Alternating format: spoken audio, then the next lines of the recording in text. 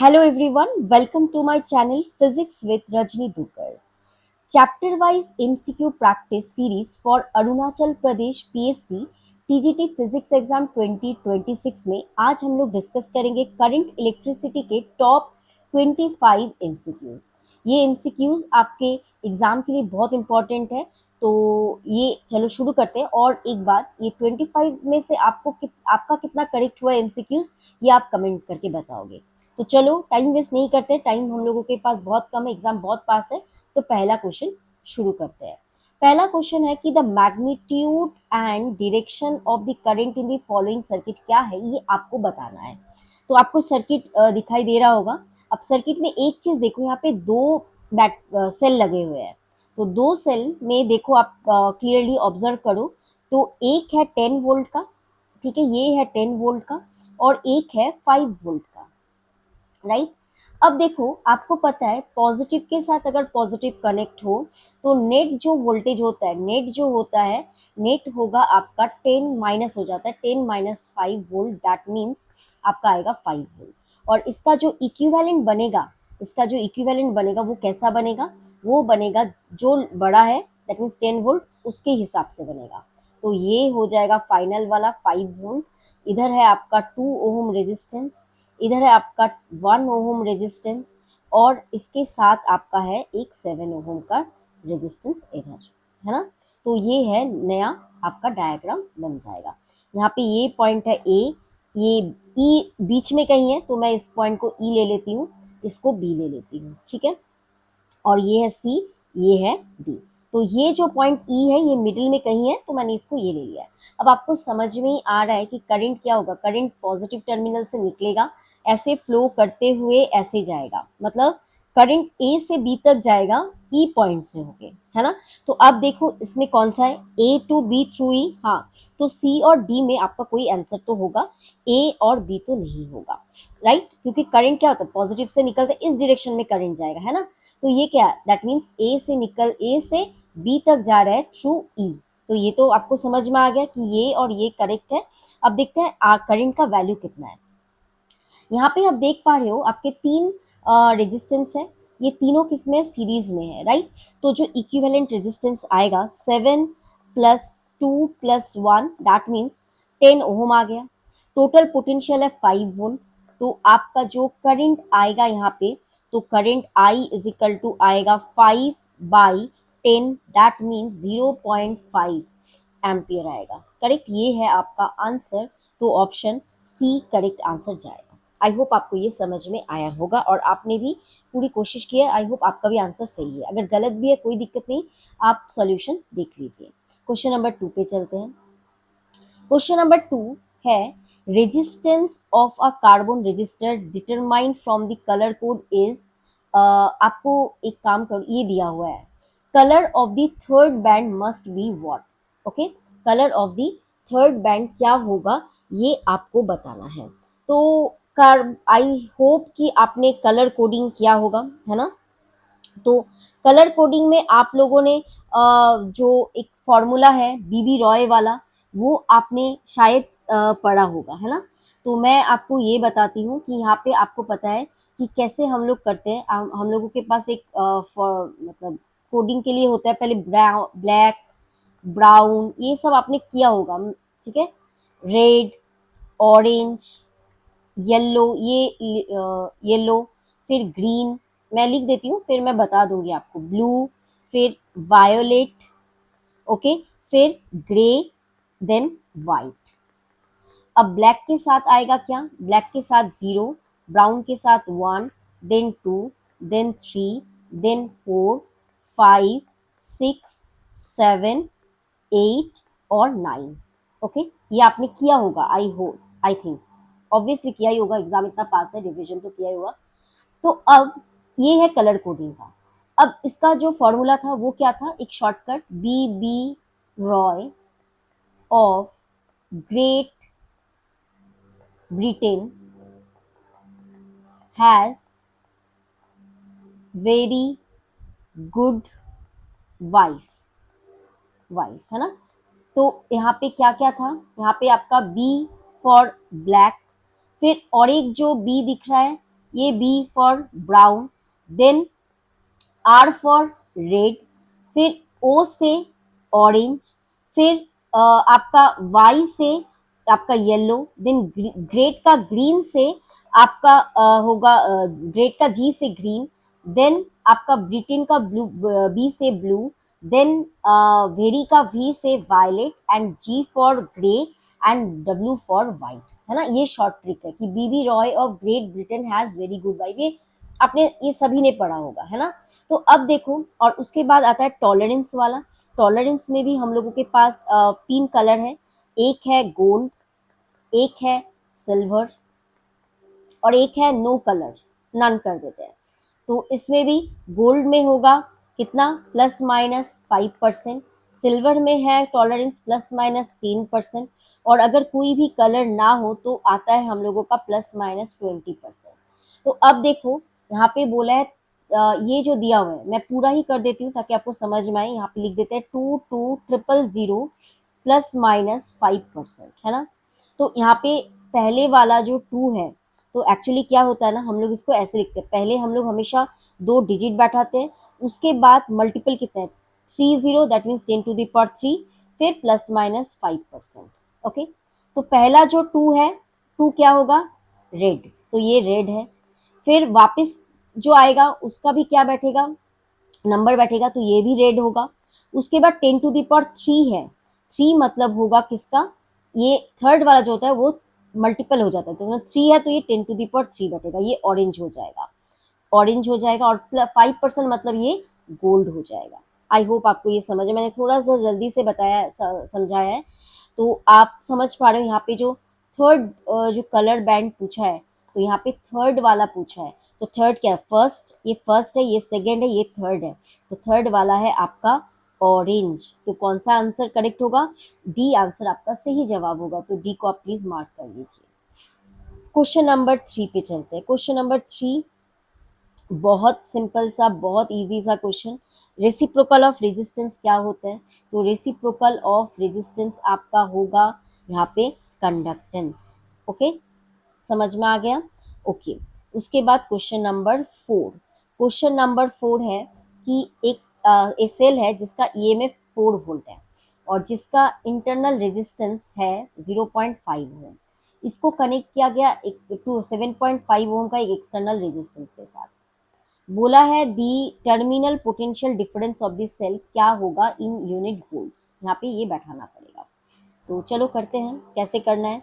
देखो, ड्राइंग अगर करें हम लोग, तो ये है आपका 4 वोल्ट का सेल, इसमें इसका इंटरनल रेजिस्टेंस है 0.5 ओम, और इसको कनेक्ट किया गया एक एक्सटर्नल रेजिस्टेंस के साथ जो कि है 7.5 ओम। ओके, अब इस सर्किट में से करंट कितना पास होगा, आप बता पाओगे, ऑब्वियसली बता पाओगे। Current I is equal to होगा 4 पोटेंशियल डिफरेंस, और टोटल रेजिस्टेंस है 7.5 प्लस 0.5, क्योंकि ये वाला और ये वाला किसमें है, सीरीज में है, तो इसका आंसर आ जाएगा 0.5 एम्पियर।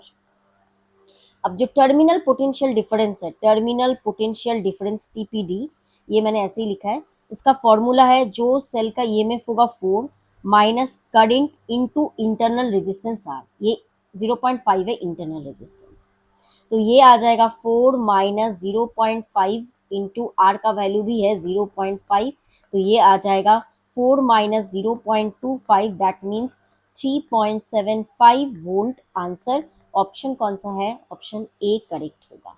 तो ये था क्वेश्चन नंबर 4। क्वेश्चन नंबर 5 पे चलते हैं। क्वेश्चन नंबर 5 क्या है, please read the question. 3 resistors having resistances R1, R2, R3 are connected as shown in the given circuit. Okay, the ratio of I3 by I1 of the currents in terms of resistances used क्या होगा, ये निकालना है आपको। ये मैं circuit zoom कर देती हूँ तो समझ में आ जाएगा। तो यहाँ पे हम लोगों को क्या करना है, I3 बाई I1 निकालना है। अब देखो, ये पहले करंट I1 निकला, R1 से गया, R2 से I2 जा रहा है, R3 से I3 जा रहा है। तो चलो कैसे करना है। अब देखो, फॉर्मूला पता है आपको, अगर 2 रेजिस्टेंसेस पैरेलल में होते हैं और आपको कोई एक करंट निकालना होता है तो क्या होता है, देखो ये I2 I3 कहाँ से आ रहा है, I1 से डिवाइड होके, तो इसका फॉर्मूला आप लोगों को पता होगा, मतलब I3 जो आएगा, sorry, okay, I3 is equal to क्या होता है, जो टोटल करंट है जो कि है यहाँ पे I1 ही तो टूट के I2 और I3 आ रहा है, इनटू दूसरा रेजिस्टेंस, मतलब अगर आप I3 निकाल रहे हो तो ये दूसरा वाला रेजिस्टेंस ऊपर बैठेगा, divided by R2 plus R3। ये आपने सीखा होगा पहले भी, है ना, ये आपने सीखा होगा। तो सिंपली अब हो गया I3 by I1 is equal to क्या होगा, R2 by R2 plus R3। तो which option is correct, option B आपका करेक्ट होगा। बहुत ही सिंपल सा क्वेश्चन था, बेसिक अगर क्लियर हो तो ये बहुत इजी क्वेश्चन आपके लिए है, राइट, ओके। अब देखो नेक्स्ट क्वेश्चन पे चलते हैं, क्वेश्चन नंबर 6 पे। ये एक मैचिंग क्वेश्चन है, तो चलो मैचिंग क्वेश्चन करते हैं। ऐसे क्वेश्चंस आप एक्सपेक्ट कर सकते हो। कॉलम 1 में सर्टेन फिजिकल टर्म्स हैं, कॉलम 1 में, okay, associated with the flow of current through a metallic conductor. और जो कॉलम 2 दिखाई दे रहा है वो आपको मैथमेटिकल रिलेशन देगा इलेक्ट्रिकल क्वांटिटीज का, आपको दोनों को मैच करना है। तो चलिए मैच करने के लिए थोड़ा सा जूम कर देती हूँ मैं, तो इजी बनेगा आपके लिए, ओके। ड्रिफ्ट वेलोसिटी, चलिए पहले एक एक, drift velocity, electrical resistivity, relaxation period, current density, okay, इतना कुछ है। तो देखो पहले मैं करंट डेंसिटी से शुरू करती हूँ। जो करंट डेंसिटी है, करंट डेंसिटी मतलब फॉर्मूला याद रखना भी कितना ज़्यादा इंपॉर्टेंट है वो आप देख लो। J इज इक्वल टू होता है करंट बाई एरिया। अब I क्या होता है, ड्रिफ्ट करंट क्या होता है, V E N A। V क्या है, ड्रिफ्ट वेलोसिटी, है ना। करंट का फॉर्मूला है, ड्रिफ्ट वेलोसिटी, ड्रिफ्ट करंट का फॉर्मूला है ये। अब इसको ना मैं वीना से याद करती हूँ, VENA से, है ना, तो मुझे याद रहता है ऐसे करके। तो ए नीचे एरिया का ए लिख दिया। अब ये ए और ये ए गया, तो करंट डेंसिटी का formula J is equal to आ गया VDE इंटू N, ओके। अच्छा, अब ड्रिफ्ट वेलोसिटी VD का फॉर्मूला आपको पता होगा, VD का फॉर्मूला आपको पता है या नहीं। अच्छा, एक चीज और देख सकते हैं यहाँ पे, N रखते हैं, E रखते हैं, जो VD है उसका फॉर्मूला होगा आपका E tau E by N, okay. मतलब ये बन जाएगा N E² tau E by M बन जाएगा, है ना, ओके। अब N E² tau by M, ये है आपका सिग्मा, ये सिग्मा इंटू ई, और सिग्मा मतलब होता है 1/ρ, मतलब E/ρ बन जाएगा, E/ρ बन जाएगा, है ना, E/ρ बन जाएगा। तो करंट डेंसिटी आपको कहीं पे कुछ भी दिखाई दे रहा है, मुझे तो कुछ भी नहीं दिखाई दे रहा है क्या, डी का ओके, इतना कुछ करने का जरूरत था नहीं था। आप सिंपली एक चीज देखो, मैंने बहुत ज्यादा कैलकुलेशन कर रहे हैं, J is equal to VDEN आ ही गया था, तो D का आपका Q आ ही गया था, है ना, D का Q आ ही गया था। तो D का Q इधर दिख रहा है, D का Q इधर दिख रहा है, मतलब B तो नहीं होगा, B को काट दो, ठीक है, ऐसे मत काटो। तो या तो A होगा या तो C होगा, ओके। अब देखो drift velocity, electrical resistivity, relaxation period. अच्छा, ड्रिफ्ट वेलोसिटी का जो फॉर्मूला है VD, है ना, drift velocity is equal to क्या होगा, आपको कहीं से अगर ड्रिफ्ट वेलोसिटी का अगर मिल रहा है तो आप लोग ए का क्या होगा, देखो ड्रिफ्ट वेलोसिटी सिंपल था ना, E/M इंटू टाउ, ये ड्रिफ्ट वेलोसिटी का फॉर्मूला आप लोगों ने पढ़ा होगा। मतलब सिंपली ए का जो होगा वो आर होगा, ये भी होगा। ओ अच्छा, दोनों में ए और आर है, तो ये देखना नहीं देखना, देखो कभी भी अगर बहुत कंफ्यूजन हो कि आपको ड्रिफ्ट वेलोसिटी का नहीं पता, तो अगर दो ऑप्शन चूज कर लिए तो दोनों में ए का आर बन रहा है, तो उसी से ही हो गया, ए का आर है, ओके। अब दूसरा देखते हैं, ए का आर हो गया। अब देखते हैं, देखो अब बाकी है इलेक्ट्रिकल रेजिस्टिविटी और एक रिलैक्सेशन पीरियड, है ना, इलेक्ट्रिकल रेजिस्टिविटी और रिलैक्सेशन पीरियड। ड्रिफ्ट वेलोसिटी का भी ए हो गया आर। अब बचा है क्या क्या, दो बचा है, एक पी बचा है और एक बचा है आपका एस, ये दोनों ही बचे हुए हैं, ओके ओके। अब ओके, इलेक्ट्रिकल रेजिस्टिविटी और रिलैक्सेशन पीरियड, ओके। अब आप मुझे ये बताओ, यहाँ पे इलेक्ट्रिकल रेजिस्टिविटी और रिलैक्सेशन पीरियड हम लोग कैसे निकालेंगे। ये जो, अब ये देखो पूरा थ्योरी पार्ट है, इसका डेरिवेशन आपने किया किया होगा। जो रिलैक्सेशन टाइम होता है टाउ, उसका फॉर्मूला होता है M/N E² row. I hope आपने ये नहीं पढ़ा होगा, बट आपने resistivity rho is equal to आपने पढ़ा होगा m by n e square tau, ये पढ़ा होगा, है ना। तो इधर से आपको रो का एक्सप्रेशन अगर पता होता है तो यहाँ से रिलैक्सेशन पीरियड का भी एक्सप्रेशन आप लोगों को यहाँ से पता होगा। तो ये जो रिलैक्सेशन पीरियड है ये वाला, मतलब ये वाला, ये किसका हो रहा है, ये आपका रिलैक्सेशन पीरियड का हो रहा है। दैट मीन्स रिलैक्सेशन पीरियड होगा ये वाला, ओके, और रेजिस्टिविटी का होगा ये ग्रीन से ग्रीन मैच कर दे रहा है।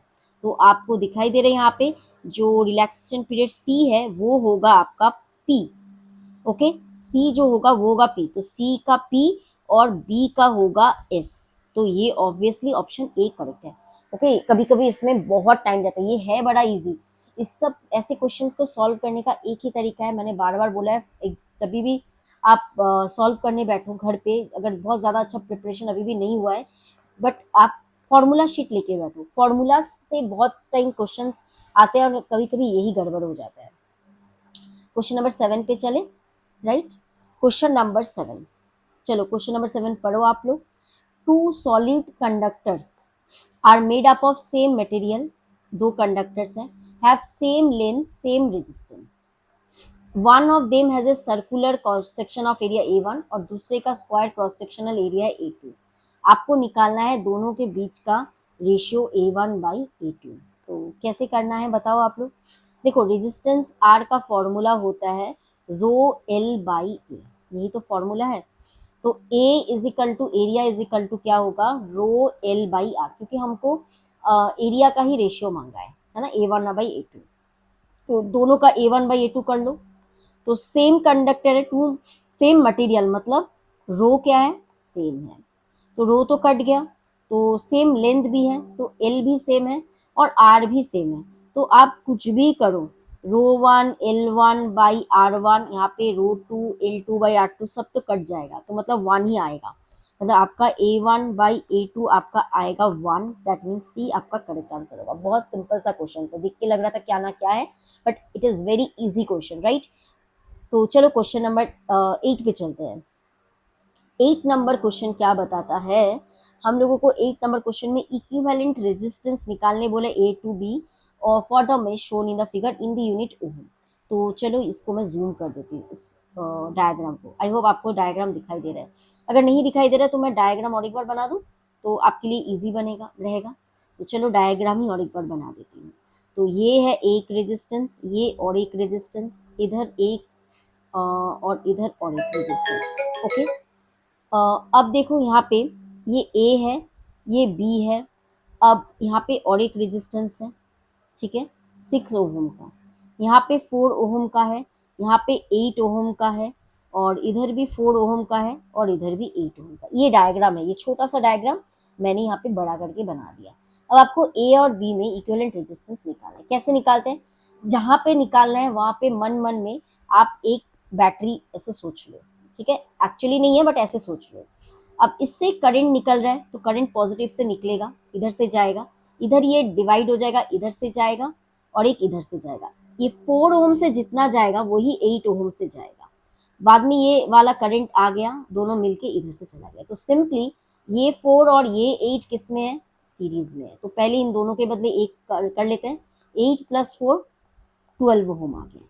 अब वो 12 जो ओम आएगा, मतलब इन दोनों के बदले अब हम लोग 12 ओम बैठा देते हैं। आपने आई होप ड्रॉ कर लिया होगा, तो मैं यहाँ पर इसको मिटा के बना दे रही हूँ, ठीक है। तो यहाँ पे अब हम लोगों के पास है 12 ओम, कहाँ पे, यहाँ पे, तो मैं ऐसे बना लेती हूँ, ये है 12 ओम। अब देखो सिंपल करंट आके एक पार्ट इधर जाएगा एक इधर जाएगा, फिर मिक्स हो जाएगा, मतलब ये 12 और ये 6 होगा पैरेलल में, किसमें होगा, पैरेलल में। तो सिंपली नेक्स्ट पैरेलल वाला करते हैं। तो पैरेलल में इन दोनों का जो इक्विवेलेंट आएगा 12 × 6 बाई 12 + 6, फॉर्मूलाज पता होगा आपको, R1 R2 by R1 + R2 बैठता है।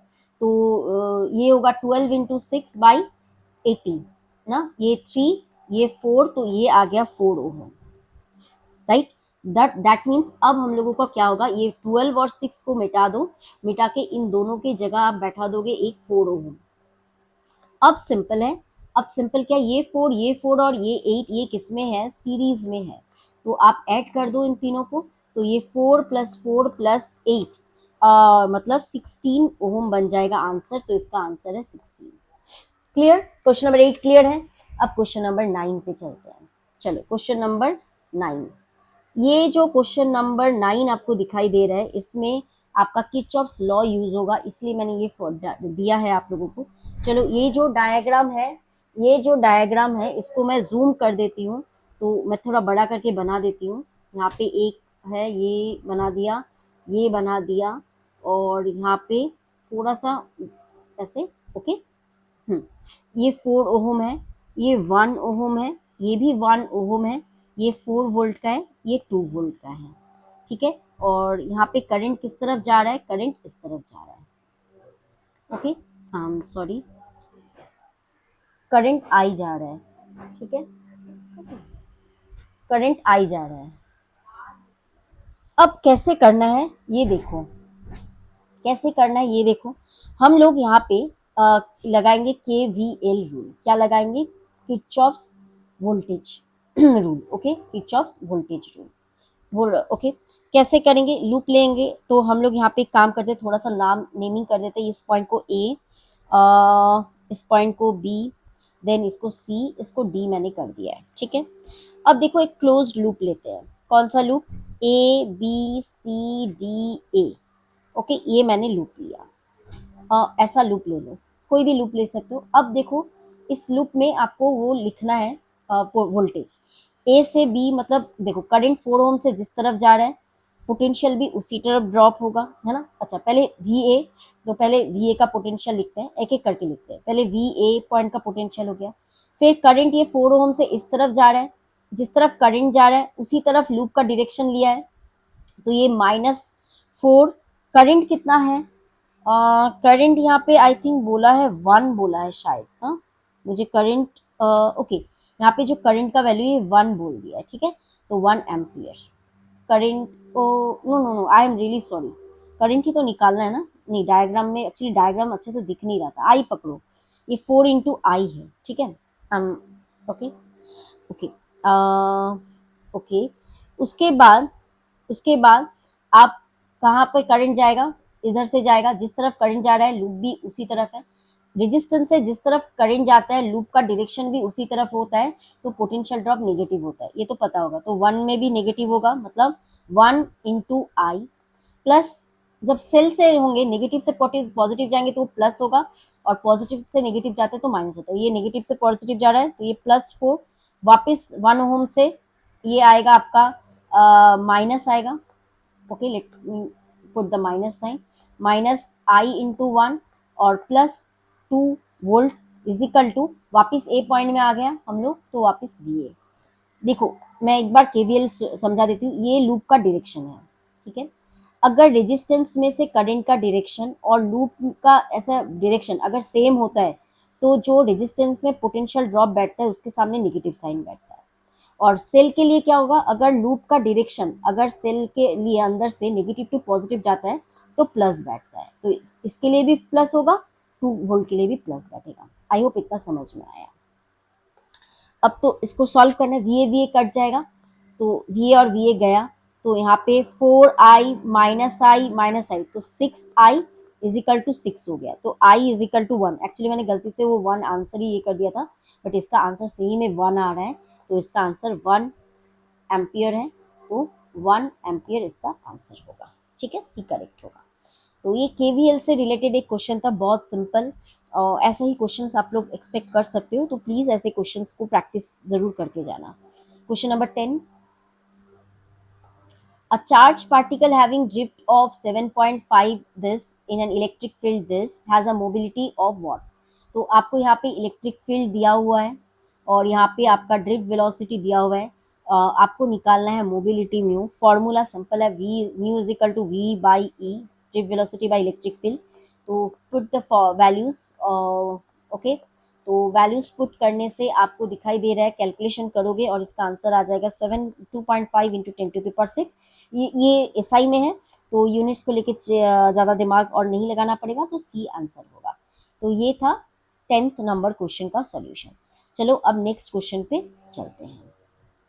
Question number 11, question number 11, colour code of a resistance is given below. आपको रेजिस्टेंस विद टॉलरेंस बताना है। अभी थोड़ा देर पहले ही मैंने बताया था, तो आपको ये याद ही होगा। गोल्ड का टॉलरेंस कितना था, आप लोग बताओ। 5%, प्लस माइनस 5, यहाँ पे प्लस माइनस दिया हुआ नहीं है, तो या तो आपका आंसर ए, बी और डी में होगा। तो सी तो होने से रहा, सी को काट देते हैं, ठीक है। Yellow violet brown, yellow violet brown, तो हम लोगों ने ये आज ही किया था। चलो एक बार देख लेते हैं कहाँ था। ओके, ज़्यादा ही आगे, हाँ। येलो वायलेट और ब्राउन, येलो है 4, प्लीज याद रखना। येलो है 4, वायलेट है 7, राइट। और येलो वायलेट और ब्राउन है 1। ओके, तो येलो 4 वायलेट 7, येलो 4 और वायलेट 7, प्लीज याद रखना, ठीक है। तो बैठा देते हैं, येलो के पास 4, वायलेट के पास 7 और ब्राउन के पास 1। तो बस हो गया। पहला डिजिट बैठता है 2, उसके बाद 10 टू द पावर वो ब्राउन के लिए 1 बैठेगा, प्लस माइनस 5%। तो 47, that means 470 ohm, plus minus 5%। तो ऑप्शन ए करेक्ट होगा, है ना। समझ में आया होगा आपको। उसके बाद question number 12, please question number 12 आप लोग सॉल्व करने का कोशिश करो, क्या होगा answer. A potentiometer is an accurate and versatile device to make electric measurements of EMF because the method involves, क्या मेथड इन्वॉल्व करता है, ये थियोरिटिकल क्वेश्चन है। तो आपको इसका आंसर पता होगा कि पोटेंशियोमीटर एक्चुअली एक ऐसा इंस्ट्रूमेंट है जो ईएमएफ यूज करता है, because the method involves a condition of no current flow through the galvanometer, है ना। तो ऑप्शन बी इसका सही आंसर होगा, है ना। ओके, उसके बाद क्वेश्चन नंबर 13 पे चलते हैं। क्वेश्चन नंबर 13 बोल रहा है कि the resistance of a wire is R ohm. अब इसको हम लोगों ने मेल्ट कर दिया और stretched n times to its original length. New resistance क्या होगा, देखो आपको ये फॉर्मूला पता होना चाहिए, ये मैंने पहले भी करवाया है। तो एक वायर को अगर आप ऑल्टर करते हो, उसका न्यू रेजिस्टेंस का formula R dash is equal to आएगा n स्क्वायर इंटू आर। ये आप ना प्लीज ये याद रख लेना, ठीक है। ये आर डैश नहीं करके आप आर न्यू कर लो तो आपको याद रहेगा। तो मैं आपको सजेस्ट करूंगी ये फॉर्मूला याद रख लो। तो इसका आंसर होगा बी। कुछ ही देर बाद मैंने और एक क्वेश्चन ऐड किया है, ये फॉर्मूला डायरेक्टली क्वेश्चंस में यूज होता है। Question number 14, across a metallic conductor of non-uniform cross-section, a constant potential difference is applied. The quantity which remains constant along the conductor is what? तो इसका answer please आप लोग बताओ, इसका answer क्या होगा। क्वेश्चंस को अच्छे से पढ़ो। एक मेटालिक कंडक्टर है जिसका नॉन यूनिफॉर्म क्रॉस सेक्शन है ना, non uniform cross section, a constant potential difference apply किया हुआ है। तो यहाँ पे क्वांटिटी जो रिमेन कांस्टेंट होगा वो क्या होगा, तो ये आंसर होगा करंट, है ना। नॉन यूनिफॉर्म क्रॉस सेक्शन है तो करंट डेंसिटी तो कांस्टेंट होने से रहा। तो आपको ये याद रखना है, यहाँ पे करंट जो होगा वो कांस्टेंट होगा। ओके, नेक्स्ट करते हैं। नेक्स्ट क्वेश्चन नंबर 15 पे चलते हैं। A wire of resistance 4 ohm is stretched twice to its original length. Resistance of the stretch wire, अभी का अभी थोड़ी देर पहले ही मैंने अभी जस्ट इसके पहले वाला दो क्वेश्चन पहले करवाया था। मैंने बोला भी था कि ऐसा सेम क्वेश्चन मैंने आपकी प्रैक्टिस के लिए डाला भी है। तो अब आप इसका आंसर खुद से फटाफट कर सकते हैं ना। तो न्यू रेजिस्टेंस क्या होगा, ये होगा n square into R. N का वैल्यू कितना है, एन का वैल्यू है ट्वाइस, मतलब एन है 2, तो 2 स्क्वायर इंटू आर है 4 ओम, ये आर है पहले वाला। तो 2 टू ज़ा 4 इंटू 4 मतलब 16 ओम। देखो कितना जल्दी बन गया है ना। लेकिन अगर आपको ये फॉर्मूला नहीं पता होता ना, तो आपको वॉल्यूम करके इक्वल करके थोड़ा टाइम लगता है। तो ये फॉर्मूला प्लीज आप याद रखना। Question number 16, please read the question number 16।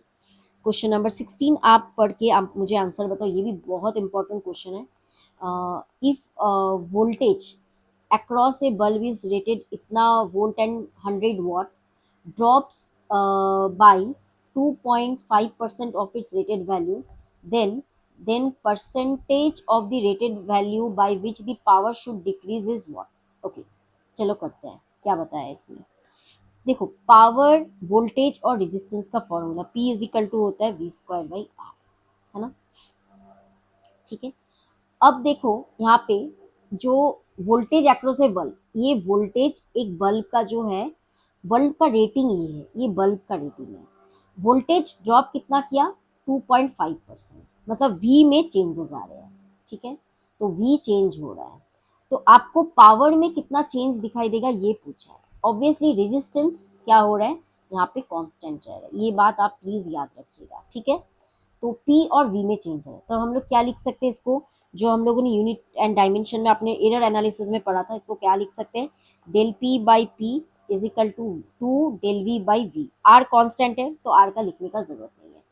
अब यहाँ पे परसेंटेज में करना है, तो del P by P into 100% is equal to 2 del V by V into 100%। Okay, अब देखो डेल V बाई V यहाँ पे ये 2.5% दिया हुआ है, मतलब ये जो पोर्शन है इसका वैल्यू है 2.5%। दैट मीन्स आपको यहाँ पे कितना आएगा, ये आएगा आपका 2 इंटू 2.5%, मतलब यहाँ पे आ जाएगा 5%। तो इसका आंसर क्या होगा, ऑप्शन सी इसका करेक्ट आंसर होगा। इजी क्वेश्चन था, देख के लगेगा कि टफ है, बट आपको फॉर्मूला, एरर एनालिसिस और सबका एटलीस्ट यहाँ पे क्या होना, एरर एनालिसिस का भी आपको नॉलेज होना चाहिए, और एक नॉलेज होगा करंट इलेक्ट्रिसिटी का, ये जो फॉर्मूला है इसका, ये दो नॉलेज आपको रहना पड़ेगा। क्वेश्चन नंबर 17 पे चलते हैं। क्वेश्चन नंबर 17, तो क्वेश्चन नंबर 17 आप लोग प्लीज पढ़ो। आपको दो स्टेटमेंट दिया हुआ है, लेट मी हाईलाइट। फर्स्ट है Kirchhoff junction law follows from the conservation of charge. आपको याद है, ये सही आंसर है, पढ़ा होगा आप लोगों ने। सेकंड क्या है, सेकंड है कि किरचॉफ जो लूप लॉ है या वोल्टेज वाला, वो एनर्जी का होता है। तो मैं आपको यही बताऊंगी कि दोनों ही सही आंसर है, तो ए एंड बी दोनों करेक्ट होंगे। ठीक है ना। क्वेश्चन नंबर 18 पे चलते, ये भी आपका बहुत इंपॉर्टेंट क्वेश्चन है। ओके, तो प्लीज इसका आंसर आप करने का कोशिश करो। A wire of resistance 12 ohm per metre is bend to form a complete circle of radius 10 centimetre. तो इस सर्कल का जो दिखाई दे रहा है, इसका जो रेडियस है ये आर है 10 सेंटीमीटर, ये आर है 10 सेंटीमीटर। ठीक है, okay. The resistance between two diametrically opposite point A and B are shown in the figure क्या होगा, मतलब ए और बी के इधर इन दोनों के अगेंस्ट में कितना होगा। देखो वायर का रेजिस्टेंस रेडियस है 10 सेंटीमीटर, तो आर है 10 सेंटीमीटर, इसको मीटर में कन्वर्ट करो तो 0.1 मीटर आएगा। तो वायर का लेंथ कितना है, वायर का लेंथ ऑफ द वायर मतलब इसका सरकमफेरेंस, तो wire length of wire, length कितना होगा, length of wire is equal to है 2 पाई इंटू आर, राइट, मतलब 2 पाई इंटू 0.1। अब एक एक मीटर, ये मीटर में आ गया, एक एक मीटर का रेजिस्टेंस है 12 ओम। तो रेजिस्टेंस ऑफ द वायर क्या होगा, resistance of the wire, resistance of wire, अगर हम लोग देखें जो सर्कल में बन गया है, रेजिस्टेंस ऑफ वायर देख लेते हैं। Resistance of the total wire तो 2 पाई इंटू 0.1 इंटू 12 ओम आया था, इतना आया था। अब यहाँ पे वायर का दो पार्ट है, एक ये पार्ट और एक ये पार्ट। तो हम लोग इसमें ये जो टोटल सर्कल है, क्योंकि हम लोगों को ए और बी पॉइंट के बीच में निकालने बोला है, तो हम लोग ये वाला पार्ट और ये वाला पार्ट दोनों का रेजिस्टेंस निकालेंगे। तो ये हाफ ऑफ द वायर है, मतलब इसका होगा इस पोर्शन का आधा। तो इस ए बी मतलब ऊपर वाला ये जो पिंक कलर वाला पार्ट है उसका रेजिस्टेंस, इसको 2 से डिवाइड कर दो, तो इसका each part, resistance of each part में अगर करूं तो ये आ जाएगा पाई इंटू 0.1 इंटू 1.2 ओम, मतलब आपका 2, ये आ जाएगा, सॉरी ये 12 है ना, तो ये आ जाएगा 1.2 पाई ओम। तो इसका भी 1.2 पाई ओम आया, और नीचे वाला ये वाला हम लोग एक काम करते हैं, इसको ऐसे हाईलाइट में कर देती हूँ, ये वाला जो पार्ट है, ये ब्लू वाला पार्ट, इसका भी रेजिस्टेंस आएगा 1.2 पाई ओम। अब आप देखो कि ये जो पिंक वाला पार्ट है और ये जो ब्लू वाला पार्ट है, ये दोनों पैरेलल में है, मतलब ए और बी के बीच का रेजिस्टेंस निकालने बोला है, ए और बी के बीच का रेजिस्टेंस। तो आप यहाँ पे मन मन में एक बैटरी सोच लो, ठीक है, सेल सोच लो, तो करंट जब जाएगा तो ये ऐसे डिवाइड होगा, इसका मतलब ये ऊपर वाला पार्ट और नीचे वाला पार्ट किस में है, पैरेलल में है।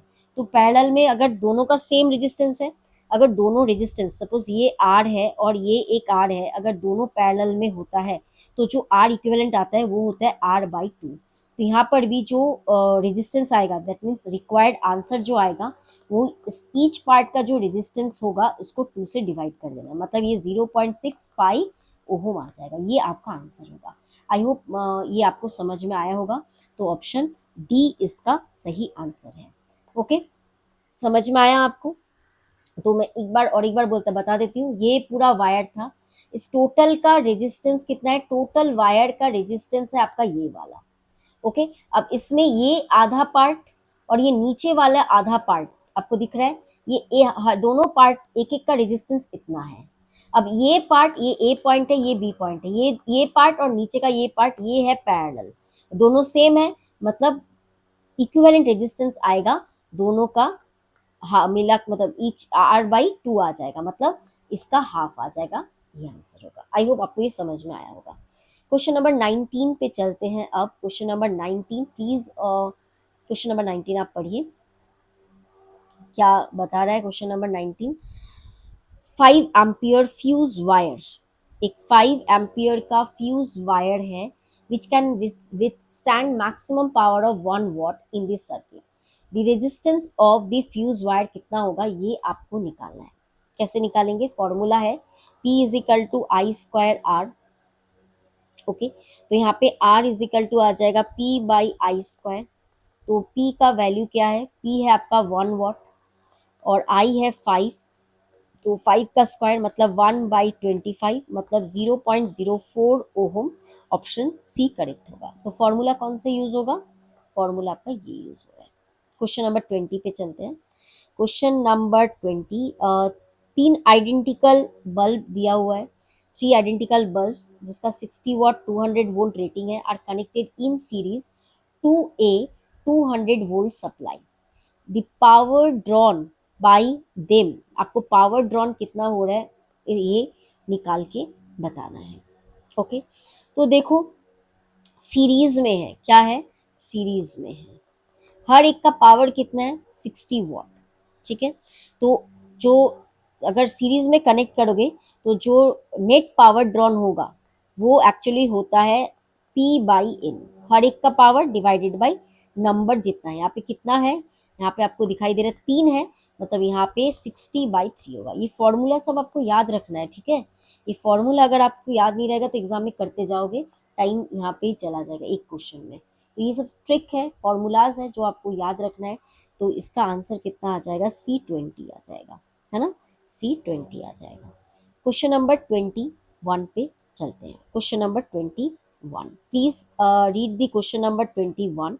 The material of fuse wire, the material of fuse wire should have, क्या होगा इसका सही आंसर? इसका आंसर होगा C, a high specific resistance and low melting point, है ना? फ्यूज वायर अगर जल्दी से ही मेल्ट हो जाता है तो मतलब ही क्या बनेगा, है ना? तो ये आप याद रखना। क्वेश्चन नंबर 22 पे चलते हैं। Specific resistance of a conductor increases with what? देखो स्पेसिफिक रेजिस्टेंस आप याद रखना, कंडक्टर के लिए पूछा है, किसके लिए? कंडक्टर के लिए। तो specific resistance actually it is a property of material. Okay, ये स्पेसिफिक रेजिस्टेंस क्या आता है? मटेरियल का प्रॉपर्टी होता है जो एक्चुअली क्या करता है, जो लेंथ और एरिया के ऊपर डिपेंड नहीं करता है, ये टेम्परेचर के ऊपर डिपेंड करता है। तो टेम्परेचर बढ़ने के साथ साथ ये इंक्रीज होता है, किसके लिए? कंडक्टर के लिए। आप याद रखना ये लाइन, ये कंडक्टर की बात हो रही है। ओके, तो ये आप स्पेशली याद रखना, कंडक्टर की बात हो रही है यहाँ पे। ओके, तो ये था क्वेश्चन नंबर 22। चलिए क्वेश्चन नंबर 23 आपके लिए है, ये आप खुद से सॉल्व करेंगे। ओके, ये क्या बताया है? आई होप आपने सॉल्व कर लिया। कॉपर और सिलिकॉन की बात हो रही है, इसको ठंडा किया गया है, कॉपर और सिलिकॉन को कूल किया गया है 300 से 60 तक। तो बोला है कि जो स्पेसिफिक रेजिस्टेंस है उसमें क्या होगा। अब देखो ये जो कॉपर है ये है एक मेटल, सिलिकॉन क्या है? एक सेमीकंडक्टर है ना? सेमीकंडक्टर है। मेटल है मतलब, मेटल का मतलब ये क्या है? कंडक्टर है, ये कंडक्टर है। ओके, मेटल है इसका मतलब ये क्या है? एक कंडक्टर है। ओके, ये मेटल है, कंडक्टर है, और सिलिकॉन है एक सेमीकंडक्टर। कोई दिक्कत नहीं है। ठंडा किया है मतलब टेम्परेचर क्या किया है, डिक्रीज किया है। तो अभी मैंने बताया अगर कंडक्टर के लिए अगर टेम्परेचर बढ़ता है तो रेजिस्टिविटी स्पेसिफिक रेजिस्टेंस बढ़ता है, और टेम्परेचर घटता है तो स्पेसिफिक रेजिस्टेंस घटेगा, है ना। तो आपको यहाँ पे दिख रहा है कि कॉपर के लिए क्या होगा, डिक्रीज होगा, लेकिन सेमीकंडक्टर के लिए क्या होता है, ये उल्टा होता है, इंक्रीज होता है। तो ऑप्शन ए करेक्ट होगा, ठीक है। स्पेसिफिक रेजिस्टेंस का अगर फॉर्मूला पूछोगे तो ये आएगा rho is equal to rho naught 1 plus alpha T. यहाँ पे अल्फा जो है इसको हम लोग बोलते हैं टेम्परेचर, मैं बता देती हूँ, temperature coefficient of resistivity, resistivity. ये अल्फा से भी पूछा जाता है क्वेश्चंस। ये जो अल्फा होता है ये पॉजिटिव होता है किसके लिए, कंडक्टर के लिए, कंडक्टर मतलब मेटल्स के लिए, ठीक है। बट ये जो अल्फा होगा ये आपका नेगेटिव होगा किसके लिए, ये आपका नेगेटिव होगा सेमी कंडक्टर के लिए, सेमी कंडक्टर। ये क्वेश्चन भी बहुत बार पूछा जाता है। तो आप देखो ये अगर पॉजिटिव होगा तो टेम्परेचर अगर बढ़ेगा तो ये बढ़ेगा, अगर टेम्परेचर घटेगा तो ये भी घटेगा, मतलब कॉपर के लिए डिक्रीज करेगा बट सेमीकंडक्टर के लिए इंक्रीज करेगा। आई होप आपको समझ में आ गया होगा, राइट। ओके, अब क्वेश्चन नंबर क्या बोला है, 24। तो question number 24, a current 2 ampere is passing through a conductor produces 80 joule heat in 10 seconds. The resistance of the conductor in ohm आपको पूछा गया। बहुत ही सिंपल सा फॉर्मूला बेस्ड क्वेश्चन है। H is equal to heat जो produce होता है उसका फॉर्मूला होता है आई स्क्वायर आर टी। अब आई का वैल्यू कितना है, आई है आपका 2, तो 2 स्क्वायर, और आर कितना है, आर आपका आर ही तो निकालना है, और टी कितना है 10 सेकेंड, और एच कितना है 80 बस। तो यहाँ पे टी, सॉरी टी है 10 सेकेंड ना, हाँ। तो यहाँ पे आपका 1 सेकेंड, इसको थोड़ा सा अच्छे से लिख दूँ नहीं तो गड़बड़ हो जाएगा।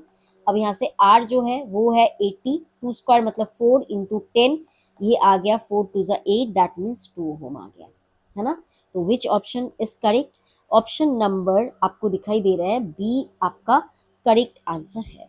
ये था क्वेश्चन नंबर 24। आज का लास्ट क्वेश्चन बहुत सिंपल सा क्वेश्चन है कि example of non ohmic resistance. देखो नॉन ओहमिक मतलब जो आपका जिसका वी आई ग्राफ, वी आई जो ग्राफ होगा वो नॉन लीनियर होगा, इज नॉन लीनियर। अब ऑब्वियसली नॉन लीनियर किसका होता है, डायोड का होता है सी, क्योंकि आप अगर डायोड पीएन जंक्शन डायोड का देखोगे तो यहाँ पे अगर वोल्टेज और करंट का ग्राफ होगा तो ये ग्राफ आपको ऐसा दिखाई देगा, एक ऐसा, ठीक है, ये ऐसा, एक फॉरवर्ड बायस में होता है, ये रिवर्स बायस में होता है। तो ये लीनियर कहाँ दिखाई दे रहा है आपको, तो इसका आंसर होगा डायोड। तो ये था आज का 25 क्वेश्चन मैंने सॉल्व किया है। आई होप आपको ये क्वेश्चंस का एक्सप्लेनेशन समझ में आया होगा। कोई डाउट होगा तो प्लीज़ आप कमेंट सेक्शन में बताइएगा। नेक्स्ट मैं वीडियो लाऊंगी मैग्नेटिक फील्ड के ऊपर, जो मैग्नेटिक फील्ड या मैग्नेटिज्म चैप्टर है इसके ऊपर लाऊंगी। अगर आपको कोई दूसरा चैप्टर के ऊपर चाहिए वीडियो, दूसरा चैप्टर के ऊपर एमसीक्यू प्रैक्टिस करना है या बहुत इंपॉर्टेंट लग रहा है, आप कमेंट सेक्शन में चैप्टर का नाम बोल देना, चैप्टर नेम लिख देना। मैं नेक्स्ट तब एमसीक्यू जो होगा मैं उसी चैप्टर का लेके आऊंगी, ठीक है। तो अगर आपको लगे कि कोई चैप्टर इंपॉर्टेंट है तो आप लोग बोल सकते हो मुझे कि आपको इस चैप्टर का प्रैक्टिस करना है और ज़्यादा, तो मैं उसी का लाऊंगी। तो आज के लिए बस इतना ही। मैंने आपको सुबह आज बताया था पहली वीडियो में कि आज शाम को ही मैं और एक वीडियो मैं पोस्ट करूंगी करंट इलेक्ट्रिसिटी से। तो मैंने ये पोस्ट किया क्योंकि बीच में 2 दिन मैंने वीडियोज़ नहीं डाले थे। तो आज आपका ये वीडियो आ गया, तो प्लीज़ अच्छे से प्रैक्टिस कीजिए। कल मैं आपको मैग्नेटिज्म या मैग्नेटिक फील्ड के ऊपर वीडियो लाऊंगी, या आप लोग जो बोलोगे वो चैप्टर के ऊपर बना दूंगी। तो थैंक यू सो मच।